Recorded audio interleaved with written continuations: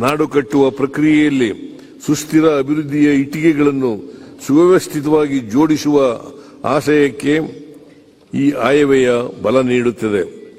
ರಾಜ್ಯದ ಆರ್ಥಿಕತೆ.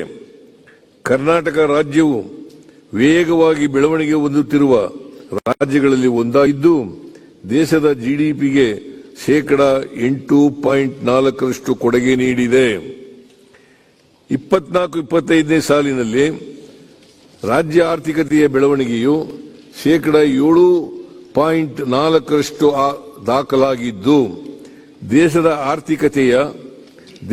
ಆರ್ಥಿಕತೆಯು 6.4% ಬೆಳವಣಿಗೆ ಆಗಿದೆ. ರಾಜ್ಯವು ಆರ್ಥಿಕ ಅಭಿವೃದ್ಧಿಯ ಪಥದಲ್ಲಿ ಮುಂದುವರಿಯುತ್ತಿದ್ದು ಪ್ರಸಕ್ತ ವರ್ಷದಲ್ಲಿ ರಾಜ್ಯದ ಆರ್ಥಿಕ ಬೆಳವಣಿಗೆಯು ದೇಶದ ಆರ್ಥಿಕತೆಗಿಂತ ಹೆಚ್ಚಾಗಿದೆ.